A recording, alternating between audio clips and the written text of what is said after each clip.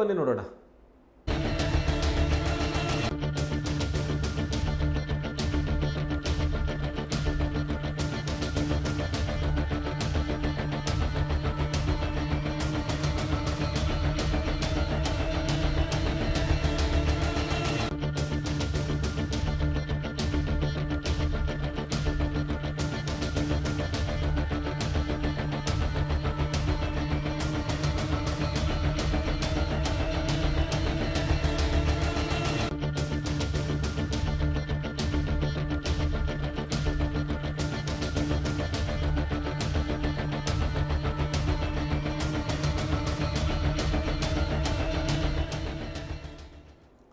ಕಳೆದ 5 ವರ್ಷಗಳಿಂದ ಜಿಲ್ಲಾ ಪಂಚಾಯತಿ ಚುನಾವಣೆ ನಡೆದಿಲ್ಲ.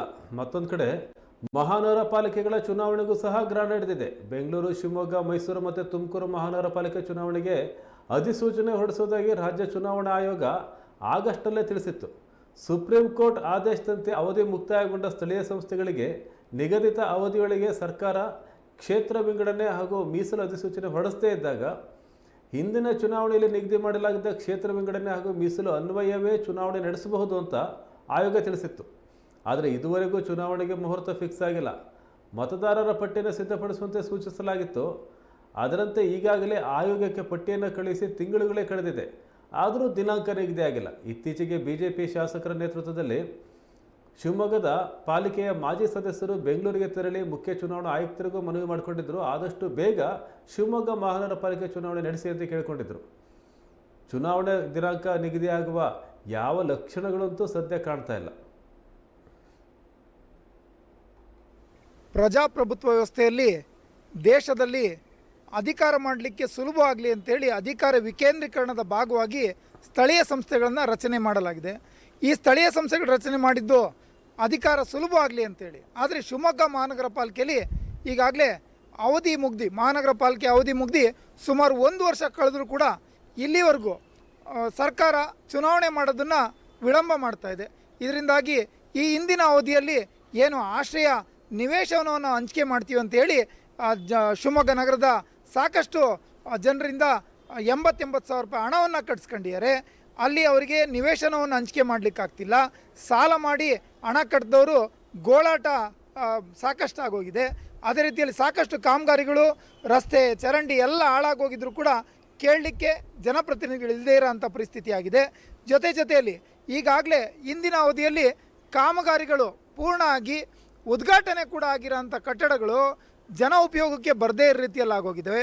ಸುಮಾರು 30 ಕೋಟಿ ರೂಪಾಯಿ ವೆಚ್ಚದಲ್ಲಿ ನಿರ್ಮಾಣ ಆದಂಥ ಬಹುಮಾಡಿಗಳ ವಾಹನ ನಿಲ್ದಾಣ ಆಳು ಬಿದ್ದಿದೆ.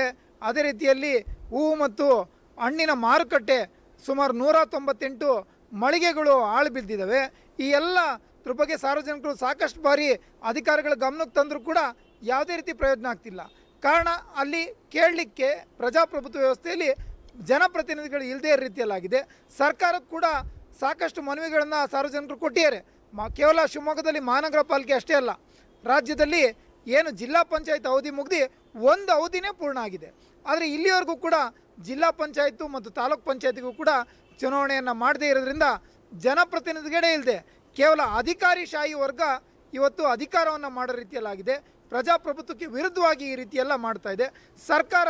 ಇದಕ್ಕೆ ಎಲ್ಲ ಒಂದು ಕಡೆ ಅವರಿಗೆ ಭಯ ಆಗ್ತಿದೆಯೋ ಅಥವಾ ಚುನಾವಣೆ ಮಾಡಲಿಕ್ಕೆ ಭಯನೋ ಅಥವಾ ಹಣದ ಕೊರತೆನೋ ಯಾವುದು ಅನ್ನೋದು ಸ್ಪಷ್ಟವಾಗಿ ಗೊತ್ತಾಗಿಲ್ಲ. ಆದರೆ ಸಾರ್ವಜನಿಕರಿಗಂತೂ ಒಟ್ಟಾರೆಯಾಗಿ ತುಂಬಾ ಸಮಸ್ಯೆ ಆಗ್ತಾ ಇದೆ.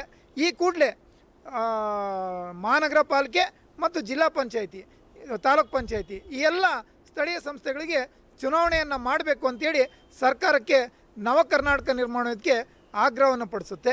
ಒಂದು ವೇಳೆ ಏನಾದರೂ ಜನಪ್ರತಿನಿಧಿಗಳು ಚುನಾವಣೆ ಮಾಡೋದಕ್ಕೆ ಮುಂದಾಗಲಿಲ್ಲ ಅಂದರೆ ಸರ್ಕಾರದ ವಿರುದ್ಧ ಕಾನೂನು ಹೋರಾಟವನ್ನು ಮಾಡಬೇಕಾಗುತ್ತೆ. ಯಾಕೆಂದರೆ ಇವರು ಪ್ರಜಾಪ್ರಭುತ್ವದ ಕಗ್ಗೊಲೆಯನ್ನು ಮಾಡ್ತಿದ್ದಾರೆ, ಪ್ರಜಾಪ್ರಭುತ್ವ ವ್ಯವಸ್ಥೆಯನ್ನು ಹಾಳು ಮಾಡ್ತಿದ್ದಾರೆ ಅಂತೇಳಿ ಕಾನೂನು ಹೋರಾಟವನ್ನು ಮಾಡಬೇಕಾಗತ್ತೆ.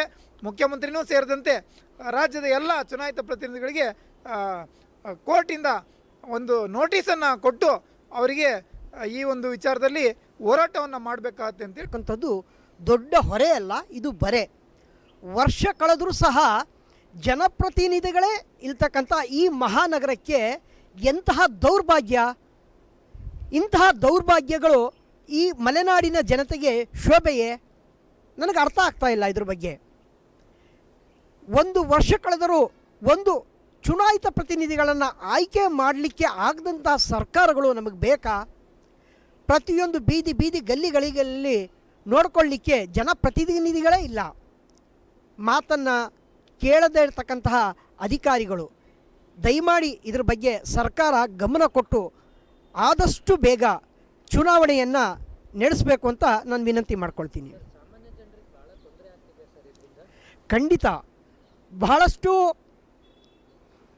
ಇಲಾಖೆಗಳಲ್ಲಿ ಕೆಲಸ ಆಗಿದೆ, ಆದರೆ ಅದು ಪ್ರಾರಂಭ ಆಗ್ತಾ ಇಲ್ಲ.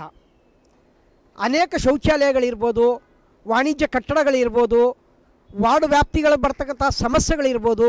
ಇದರಿಂದ ಒಂದಲ್ಲ ಎರಡಲ್ಲ ಹೇಳಲಿಕ್ಕೆ ಬಹಳಷ್ಟು ನೋವಾಗ್ತಾ ಇದೆ ಜನಗಳಿಗೆ. ಯಾರ ಬಳಿ ಹೇಳ್ಕೊಳ್ಬೇಕು? ಜನಪ್ರತಿನಿಧಿಗಳೇ ಇಲ್ಲ. ಇಂಥ ಒಂದು ದೌರ್ಭಾಗ್ಯ ನಮ್ಮ ಮಲೆನಾಡಿನ ಶಿವಮೊಗ್ಗ ಜನತೆ ಮೇಲೆ ಈ ಬಾರಿ ಬಹಳ ಹೊರೆ ಆಗಿದೆ. ಇದು ಹೊರೆ ಅನ್ನೋಕ್ಕಿಂತ ಬರೆ ಅನ್ನೋದೇ ಬಹಳ ಮುಖ್ಯ. ಈ ಒಂದು ತಪ್ಪು ಏನು ನಡೆದಿದೆ ಇದು ಇನ್ನು ಮುಂದೆ ಯಾವುದೇ ಕಾರಣಕ್ಕೂ ಈ ರೀತಿಯಂಥ ತಪ್ಪುಗಳು ಶಿವಮೊಗ್ಗ ನಗರದಲ್ಲಿ ನಡಿಬಾರ್ದು. ಆ ರೀತಿ ಸರ್ಕಾರಗಳು, ಎಲ್ಲ ಸರ್ಕಾರಗಳು ಗಮನವನ್ನು ಹರಿಸಬೇಕು. ಮುರಳೀಕೃಷ್ಣ. ಮಹಾನಗರ ಪಾಲಿಕೆಯಲ್ಲಿ ಕಳೆದ 1.5 ವರ್ಷ ಆದರೂ ಜನಪ್ರತಿನಿಧಿಗಳು ಇಲ್ಲದೆ ಯಾವುದೇ ಕೆಲಸಗಳು ಆಗ್ತಾಯಿಲ್ಲ. ಮೊದಲನೇದಾಗಿ ಕಂಪ್ಲೇಂಟ್ ಕೊಡೋಕೋದು ಏನು ಅಂತಲೂ ಮಹಾನಗರ ಪಾಲಿಕೆಯವರು ತಿಳಿಸಲ್ಲ. ಎರಡನೇದಾಗಿ ಆದರೆ ನೀವು ಯಾರು ಏನು ಅಂದ್ಬಿಟ್ಟು ಕಳಿಸ್ತಾರೆ. ಜನಸಾಮಾನ್ಯರಿಗೆ ತುಂಬ ತೊಂದರೆ ಆಗ್ತಾಯಿದೆ. ಎಲ್ಲಿ ಚರಂಡಿಗಳು, ಕಸಗಳು ನೋಡಿ ಕಾಯಿಲೆ ಕಸಳೆಗಳು ಯಥಾಸ್ಥಿತಿ, ಮತ್ತು ಮೊದಲಿನಂತೆ ಅದೇ ರೀತಿಯ ಸೊಳ್ಳೆಗಳು, ಜಿರಳೆಗಳು ಯಥಾಸ್ಥಿತಿ ನಡೀತಾ ಇದೆ. ಈ ಜನಪ್ರತಿನಿಧಿಗಳು ಇಲ್ಲಿದ್ದಕ್ಕೆ ಇವೆಲ್ಲ ಒಂದು ಕಾರಣ ಅಂತ ನಾವು ಜನಸಾಮಾನ್ಯರಿಗೆ ಭಾವಿಸ್ತಾ ಇದ್ದೀವಿ. ಇದ್ರ ಬಗ್ಗೆ ಯಾರು ಸಂಬಂಧಪಟ್ಟ ಅಧಿಕಾರಿಗಳಾಗಲಿ, ಸರ್ಕಾರ ಆಗಲಿ, ಯಾರು ತಕ್ಷಣ ಇದನ್ನು ತೊಗೊಂಡ್ಬಿಟ್ಟು ಜನಸಾಮಾನ್ಯರಿಗೆ ಅನುಕೂಲ ಆಗುವಂಥ ಒಂದು ಎಲೆಕ್ಷನ್ ನಡೆಸ್ಬೇಕಂತ ನಾವು ವಿನಂತಿಸ್ತಾ ಇದ್ದೀವಿ.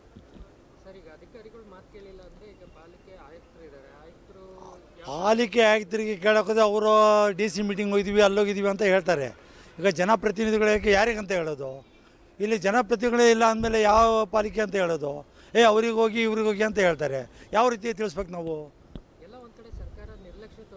ಹೌದು, ತುಂಬ ನಿರ್ಲಕ್ಷ್ಯ ಇದೆ. ಸರ್ಕಾರದಿಂದ ತುಂಬ ನಿರ್ಲಕ್ಷ್ಯ ಇದೆ. ಜನಸಾಮಾನ್ಯರಿಗೆ ತುಂಬ ತೊಂದರೆ ಆಗ್ತಾಯಿದೆ. ಇದು ಯಾವ ರೀತಿ ಜನ ಪರಿಹರಿಸ್ತಾರೆ ಅಂದ್ಬಿಟ್ಟು ಸರ್ಕಾರಕ್ಕೆ ತಿಳಿಬೇಕು. ನಾವೊಬ್ಬರು ಜನಸಾಮಾನ್ಯರಾಗಿ ನಾವು ಇದೊಂದು ವಿನಂತಿ ಮಾಡ್ತಾಯಿದ್ದೀವಿ. ತಕ್ಷಣವೇ ಮಹಾನಗರ ಪಾಲಿಕೆ ಎಲೆಕ್ಷನ್ ನಡೆಸ್ಬಿಟ್ಟು ಜನಪ್ರತಿನಿಧಿಗಳು ಆಯೋಜಿಸಬೇಕಂತ ನಮ್ಮ ಕೋರಿಕೆ. ರಾಜು. ನಮಸ್ಕಾರ.